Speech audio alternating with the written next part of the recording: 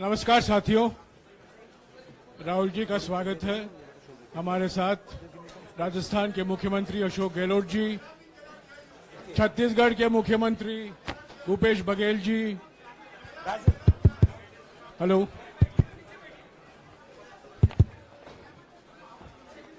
Doctor अभिषेक सिंघवी और हमारे संगठन के महामंत्री केसी वेणुगोपाल जी मौजूद हैं।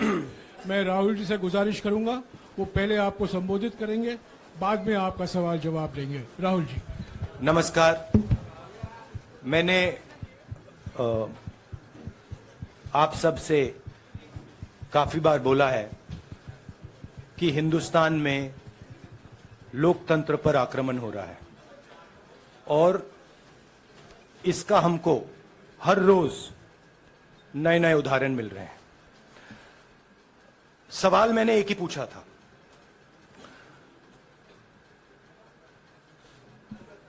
फाउंडेशन पे जाता हूं, अदानी जी की शेल कंपनीज हैं, अदानी जी की शेल कंपनीज हैं, उसमें 20,000 करोड़ रुपया किसी ने इन्वेस्ट किया। अदानी जी का पैसा नहीं है, का पैसा नहीं है। अदानी जी का इंफ्रास्ट्रक्चर बिजनेस है, पैसा किसी और का है। सवाल यह है, ये जो 20,000 करोड़ रुपए हैं, ये किसके हैं? ये सवाल मैंने पूछा। मैंने पार्लियामेंट हाउस में प्रूफ देके, जो मीडिया रिपोर्ट से मैंने निकाला, अदानी जी और नरेंद्र मोदी जी के रिश्ते के बारे में डिटेल में बोला। रिश्ता नया नहीं है, रिश्ता पुराना है।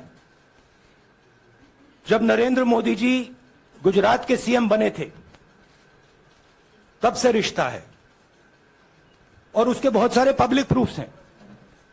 हवाई जहाज में मैंने फोटो दिखाई, नरेंद्र मोदी जी बड़े कंफर्ट में बैठे हुए थे अपने दोस्त, अपने मित्र के साथ। पार्लियामेंट में मैंने दिखाई। यह सवाल मैंने पूछा। फिर मेरी स्पीच को एक्सपंज किया गया। मैंने स्पीकर को डिटेल चिट्ठी लिखी, पॉइंट बाय पॉइंट, कि मैंने कहा कि एयरपोर्ट्स अदानी जी को रूल बदल के दिए गए हैं। ये लीजिए रूल की कॉपी, उसको बदला गया है। चिट्ठी लिखी, कोई फर्क नहीं पड़ा। फिर मेरे बारे में मंत्रियों ने पार्लियामेंट में झूठ बोला।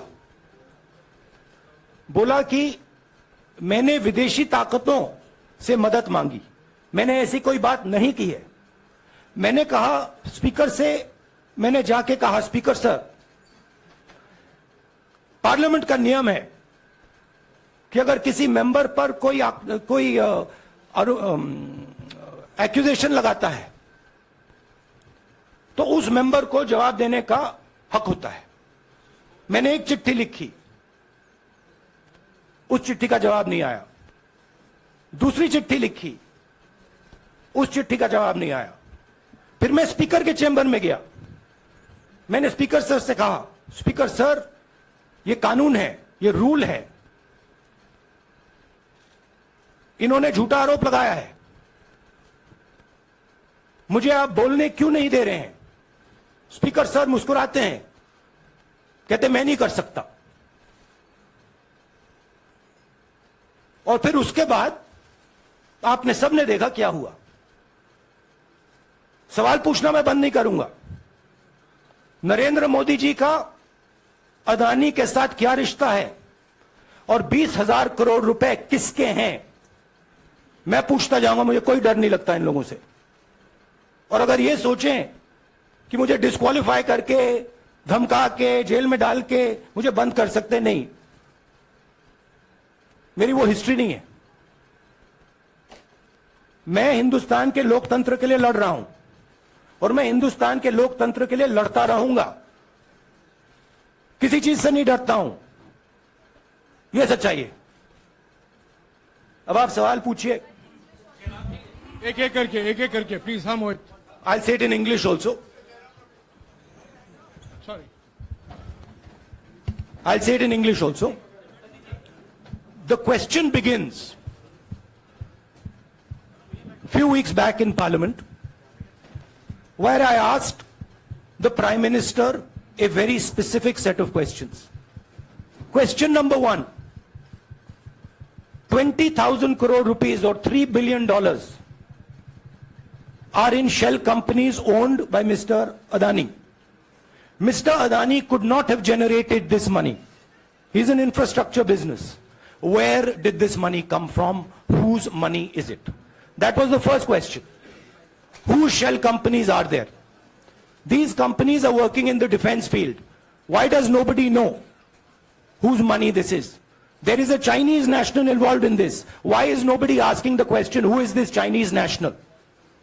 That was the first question. Second question was, set of questions with proof. What is the Prime Minister's relationship with Mr. Adani? I showed a picture of the Prime Minister and Mr. Adani's plane relaxing. I gave documentation about the defense industry, about the airports, about statements made in Sri Lanka, about statements made in Bangladesh, pictures of Mr. Narendra Modi sitting with the State Bank chairman in Australia. And I put this proof on the table. Immediately after that, the BJP started its work. My speech was expunged.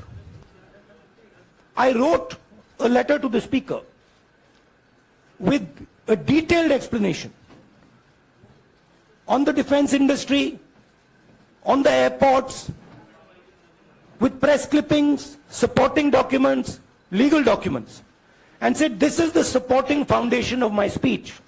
I have not made this speech, I have not invented this. This is detailed research, here it is. Nothing happened. Nothing was revoked.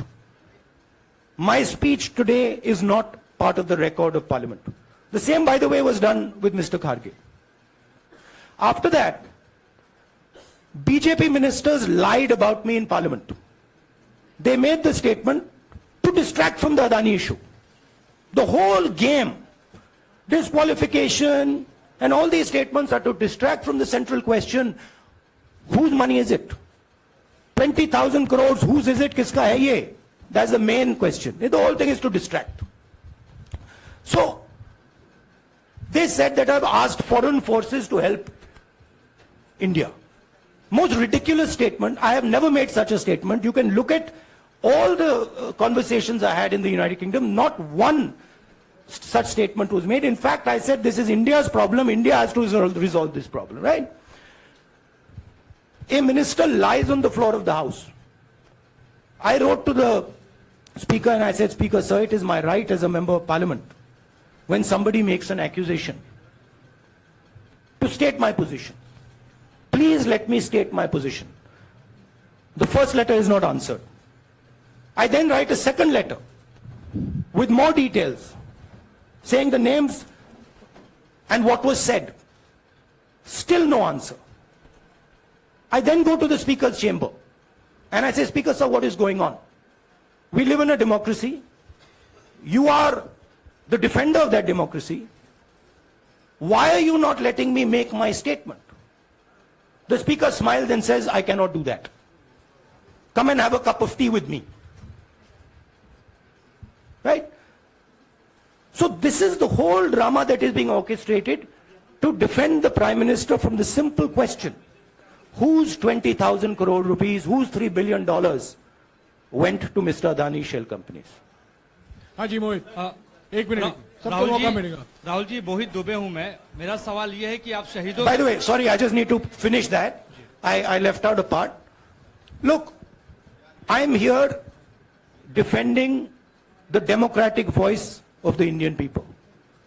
I will continue to do that.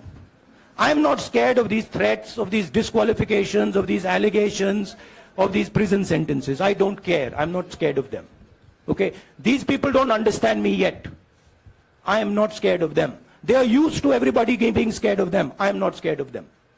Right? And I will continue to ask the question, what is the Prime Minister's relationship with Mr. Adani? It is an old relationship. It is a relationship that began when he was Chief Minister of Gujarat. Mr. Adani constructed the idea of Resurgent Gujarat, organized all that. This is a partnership. It's a close partnership. I'm going to keep asking that question. Rahul ji, मैं मोहित दुबे हूं। मेरा सवाल यह है कि आप शहीदों के परिवार से आते हैं। आपकी दादी भी डिस्क्वालीफाई हुई, जनता के बीच गई, आप सत्ता में वापस आए। आज के दौर में राहुल गांधी भी डिस्क्वालीफाई हो गए हैं क्योंकि तमाम आपने इश्यूज को उठाया, चीन के इश्यूज को उठाया। क्या राहुल गांधी भी जनता के बीच में जाएंगे और वही वापसी फिर से करेंगे? राहुल गांधी भारत जोड़ो यात्रा में 4.5 महीने जनता के बीच में रहेंगे और वो मेरा काम है, वो मैं करता जाऊंगा। हाँ जी, अनवर आज के हिंदुस्तान में जो पहले राजनीतिक पार्टियों को सपोर्ट मिलती थी, मीडिया से मिलती थी, बाकी इंस्टीट्यूशन से मिलती थी, वो नहीं मिलती है। तो ऑपोजिशन की पार्टीज को एक ही रास्ता है, जनता के बीच में जाने का। हाँ जी, अनवर सर, भारतीय जनता पार्टी ने आप पर ओबीसी समुदाय के अपमान का आरोप लगाया है। इस पर आप क्या जवाब देना चाहेंगे भारतीय जनता पार्टी को? मैं पिछले भारत जोड़ो यात्रा में, आप मेरी कोई भी स्पीच देख लीजिए, मैं वहां कह रहा हूं सब समाज एक हैं, सबको एक साथ चलना चाहिए, भाईचारा होना चाहिए, नफरत नहीं होनी चाहिए, हिंसा नहीं होनी चाहिए। तो मेरी पोजीशन बिल्कुल क्लियर है। ये ओबीसी का मामला नहीं है, ये नरेंद्र मोदी जी और अदानी जी के रिश्ते का मामला है। 20,000 करोड़ रुपए जो अदानी जी को पता नहीं कहां से मिले, उसके बारे में मैं सवाल पूछ रहा हूं और उसका जवाब चाहिए।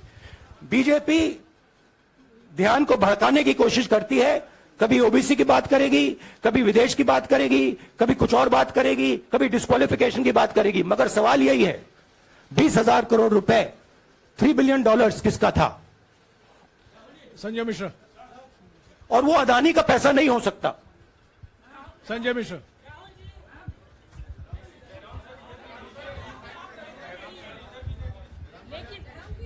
आपने कहा आप डरते नहीं हैं, लेकिन स्टेट के टारगेट पे है और स्टेट आपके खिलाफ है, पूरी स्टेट, पूरी मशीनरी आपके खिलाफ है।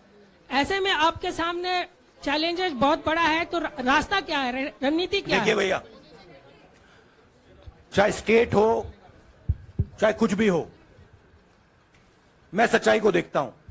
मुझे और किसी चीज में इंटरेस्ट नहीं है, मैं सच्चाई बोलता हूं। राजनीति में यह फैशनेबल बात नहीं है, मगर यह बात मेरे खून में है। मैं और कोई रास्ता निकाल ही नहीं सकता हूं।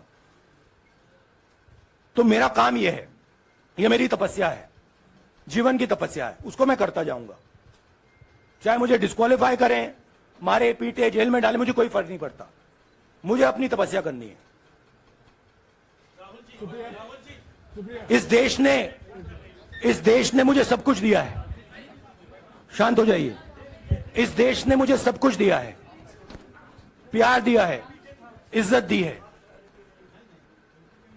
इसलिए मैं ये करता हूं। हाँ, Supriya. Sir, Rahul sir, BJP के जो लीडर्स आप पे अटैक कर रहे हैं उस पर आप क्या कहेंगे? और इसके अलावा वायनाड, वहां पर जब से खबर गई है, वहां पे लोग बहुत डिसबिलीफ में हैं, प्रोटेस्ट भी इरप्ट हो रहा है। आप अपनी कॉन्स्टिट्यूएंसी के लोगों को क्या कहना चाहते हैं? नहीं, मैंने सोचा है कि मैं अपनी, देखिए मैंने कॉन्स्टिट्यूएंसी में भी बोला कि वायनाड के लोगों के साथ मेरा पारिवारिक रिश्ता है, फैमिली प्यार का रिश्ता है। तो मैंने सोचा कि मैं वायनाड के लोगों के लिए अपनी एक चिट्ठी लिखूं उनके लिए कि मेरे दिल में उनके लिए क्या है। तो वो तो मैं रिजॉल्व कर दूंगा। उनका, देखिए, बीजेपी के नेताओं का काम यही है। देखिए, वो सब नरेंद्र मोदी जी से डरते हैं, कारण आप जानते हो। नरेंद्र मोदी जी ने कहा कि देखिए ध्यान हटाना है। वो सब जानते हैं अदानी जी और नरेंद्र मोदी जी का रिश्ता, सारे के सारे जानते हैं क्या रिश्ता है, सब जानते हैं, मगर डरते हैं तो अगर नरेंद्र मोदी जी ने उनसे कहा कि भैया ध्यान उधर करो, ध्यान उधर करेंगे। मगर सवाल यही है 20,000 करोड़ रुपए किसका है? हाँ, जैनेंद्र राहुल जी पूरी कांग्रेस पार्टी, सर पूरी कांग्रेस पार्टी ये कह रही है कि आप चाहे वो गुजरात की कोर्ट ने आपको सजा सुनाई या आपका निलंबन हुआ, ये सब कुछ केंद्र सरकार प्रधानमंत्री के इशारे पर हो रहा है। लेकिन बीजेपी कह रही है कि कानून ने अपना काम किया है। तो जो ये दलील है कि कानून ने आपको सजा दी है और उसी की वजह से आपका निलंबन भी हुआ है, इस पर आप क्या देखिए, लीगल मैटर है, पर ये हुआ है? लीगल मैटर है। मैं हिंदुस्तान के लीगल सिस्टम को रिस्पेक्ट करता हूं। मैं लीगल मैटर पे इस प्रेस कॉन्फ्रेंस में बात नहीं करना चाहता हूं। हाँ संजीव, अगर आपके लीगल सवाल होंगे तो आप हमारी लीगल टीम से पूछ लीजिए। Sanjeev 1 minute. Sanjeev,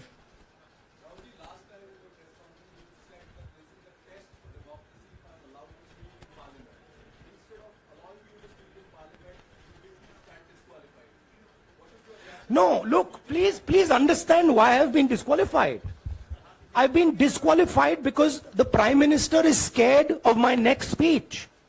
He's scared of the next speech that is going to come on Adani, right? I've seen it in his eyes. So he's terrified of the next speech that is going to come, and they don't want that speech to be in Parliament. That's the issue. That is why, first the distraction, now the disqualification. Please don't be confused about this matter. There is a deep relationship between Narendra Modi ji and Mr. Adani. There is a question. 20,000 crore rupees have suddenly arrived in Mr. Adani's shell companies. Where has this money come from? Whose money is it? It is, some of these companies are defense companies. Why is the defense ministry not asking this question? Why is the defense ministry not asking the question? But please explain to us, whose money is this that is being spent on our drone development, that is being spent on our missile development, that is being spent on our ordnance production? Why is the defense ministry not asking this question? हाँ मंजरी please, एक minute मंजरी। सदस्यता की रद्द हुई तो उसके बाद बहुत सारे ऐसे विपक्षी दल जो अभी तक कांग्रेस से दूरी बना के चलते थे वो भी आपके समर्थन में आए। तो आपको क्या लगता है अब वो समय आ गया है जब सारे विपक्ष को एकजुट हो जाना चाहिए? मैं उन सब विपक्षी दलों का धन्यवाद करता हूं कि उन्होंने इस बात में हमारी सपोर्ट की और हम सब मिलके काम करेंगे।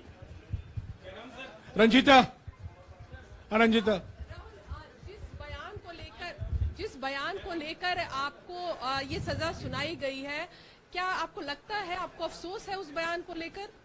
क्या कहेंगे उस बयान पर? अब देखिए, अब ये लीगल डिस्कशन है, उस पे मैं टिप्पणी नहीं करना चाहता हूं क्योंकि ये कोर्ट में मामला है।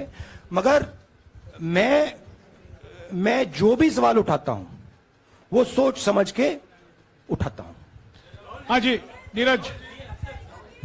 राहुल जी अभी कुछ ही दिन पहले लक्षद्वीप के सांसद मोहम्मद फैजल की सदस्यता गई थी और बाद में हाईकोर्ट ने स्टे कर दिया था। अभी उनकी मेंबरशिप रीइंस्टेट नहीं हुई है। देखिए, सुन लीजिए। हाँ। राहुल जी सुन लीजिए, अभी उनकी सदस्यता रीइंस्टेट नहीं है, लेकिन चुनाव आयोग ने चुनाव की घोषणा करने के बाद उसे रोक दिया था। अगर ऊपरी अदालत से आपको स्टे मिलता है तो आपको उम्मीद है कि लोकसभा स्पीकर भी आपकी सदस्यता को बहाल कर देंगे? मुझे उम्मीद में कोई इंटरेस्ट ही नहीं है। चाहे मुझे सदस्यता मिले ना मिले, मैं अपना काम करूंगा। अगर ये मुझे परमानेंटली डिस्क्वालीफाई कर दें तो भी मैं अपना काम करूंगा। अगर मुझे रीइंस्टेट कर दें तो भी मैं अपना काम करूंगा। मुझे कोई फर्क नहीं पड़ता मैं पार्लियामेंट के अंदर हूं या बाहर हूं, कहां हूं। मैंने आपसे कहा मुझे अपनी तपस्या करनी है, मैं उसको करके दिखाऊंगा। आपके लिए नहीं, अपने लिए। रवि, एक मिनट रमन। हाँ। एक मिनट रमन।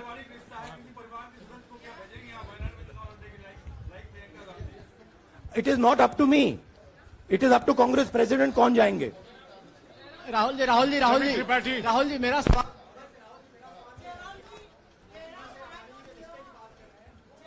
आपके यहाँ बैठे हैं। हाँ। दोनों मुख्यमंत्रियों का भी अडानी जी से रिश्ता है, उनके साथ लेन देन का मामला, उसका कहा धंधे का मामला है।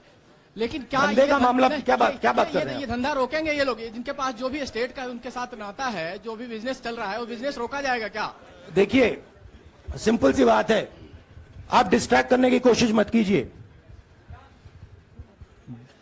20,000 करोड़ रुपए अदानी जी की शेल कंपनीज में कहां से आए? आप इंक्वायरी कीजिए। अगर बात निकली कि हमारे चीफ मिनिस्टर का पैसा है तो इनको जेल में डाल दीजिए। अगर बात निकली तो किसी और का पैसा है तो उसको जेल में डालिए। हाँ Siddharth, sir, Rahul sir, please Rahul madam sir. 1 minute. Madam आप लोकतंत्र को समझिए। ये जो पैनिक रिएक्शन इन्होंने किया है नरेंद्र मोदी जी ने, इससे सबसे ज्यादा फायदा मिलेगा विपक्ष को। ये इन्होंने हमें हथियार पकड़ा दिया है। ये आप बात समझिए। ये मोदी जी पैनिक में आ गए कि बात निकल जाएगी, ये 20,000 करोड़ रुपए किसके हैं, डर गए, घबरा गए, इन्होंने पूरा सीक्वेंस शुरू कर दिया। ये विपक्ष को सबसे बड़ा इन्होंने हथियार दिया है। राहुल जी, क्योंकि जनता के माइंड में अब एक सवाल आ गया है कि जनता जानती है कि अदानी जी भ्रष्ट व्यक्ति है। अब जनता के माइंड में यह सवाल उठा है कि इस भ्रष्ट व्यक्ति को हिंदुस्तान का प्रधानमंत्री क्यों बचा रहा है। यह मतलब अब सब कुछ बीजेपी के लोग, नरेंद्र मोदी जी सब कुछ इस व्यक्ति को बचाने के लिए क्यों कर रहे हैं। दूसरा सवाल, बीजेपी के लोगों ने कहा कि अदानी पर आक्रमण देश पर आक्रमण है। मतलब इनके माइंड में देश अदानी है और अदानी देश है। बात समझिए। राहुल जी, हाँ सिद्धार्थ, राहुल जी, मेरा सवाल आपसे ये सिद्धार्थ। है कि जब आप ये फैसला सामने आया, आपको मैक्सिमम पनिशमेंट जो है इसमें जो हो सकती है वो आपके लिए मुकर्रर की गई। इस बीच कई लोगों ने यह भी कहा, आपके पार्टी के भी एक सांसद ने कहा कि कम से कम जज को ये देखना चाहिए था कि सामने जो शख्स है वो एक गांधी परिवार से आता है। इस पर आप क्या कहेंगे? और आपको लगता है मैक्सिमम पनिशमेंट जो है आपके केस में, मैक्सिमम पनिशमेंट आपके लिए मुकर्रर की गई, क्या आपको इसके पीछे क्या कहना है आपका? वही मैंने कहा, अगर डिस्ट्रैक्शन करना है, मैक्सिमम पनिशमेंट की तो जरूरत है। मिनिमम पनिशमेंट से बात थोड़ी बनेगी। मैं तो सोच रहा था भैया 5 साल होते, 7 साल होते, 10 साल होते, वो भी मिल जाता। मुझे क्या फर्क पड़ रहा है यार Rajdeep,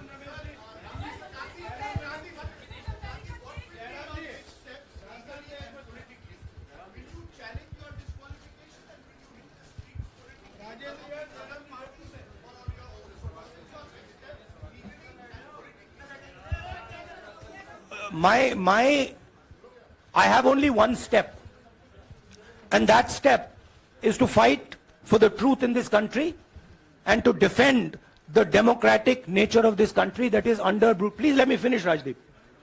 Unless you want to answer it for me. You do that also sometimes. Yeah. So my job, as I see it, is to defend the democratic nature of this country.